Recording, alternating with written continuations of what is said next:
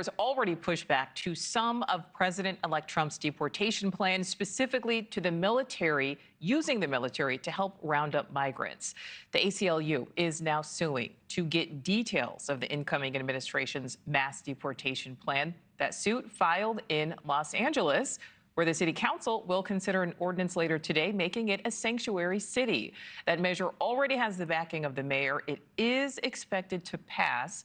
So let's bring in NewsNation's Nancy Liu, who is live in LA. And Nancy, what are the chances an official declaration can really change or potentially prevent anything?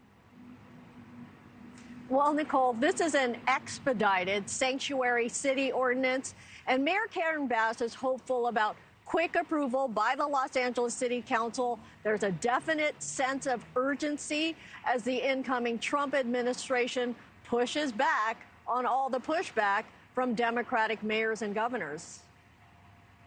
As elected mayor, elected governor, are you telling me that you don't want public safety threats out of your communities? That is your number one responsibility, to protect your community. So smarten up and work with us.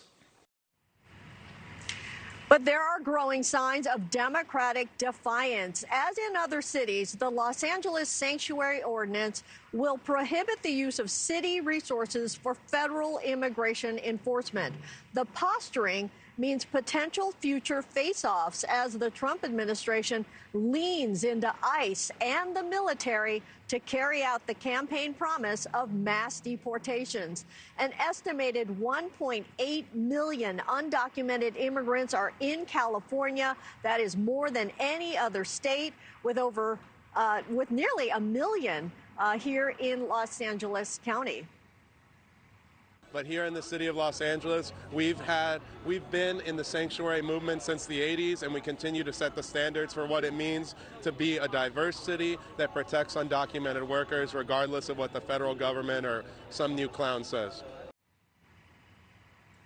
It's LA. The sanctuary ordinance is widely expected to pass. Mayor Bass had recently expressed surprise that the declaration by Los Angeles was never on paper or official at all. Nichole? Yeah, so Nancy, we know that the election results, though, show that even in California, which is notoriously blue, there is this increased support for tougher immigration policies. So how is the sanctuary city debate kind of playing with the people that you've had a chance to speak to? Well, Nichole, critics point out that sanctuary city status is not something ever decided on by voters, while advocates argue that many of the undocumented are hardworking members of American society who should be protected. However, Republicans are quick to note that crossing the border illegally in the first place warrants deportation, and Democrats risk further alienating voters after an election that leaned to the right across the country, even in this very blue city. Take a listen.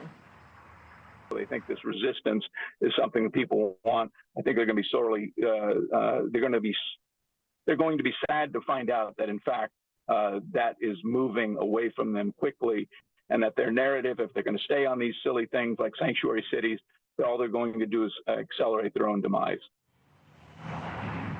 And in a notable shift, President-elect Trump had significantly higher support among Latino voters compared to 2020, including here in California. Nichole? All right, Nancy Liu, live for us in LA. Thank you.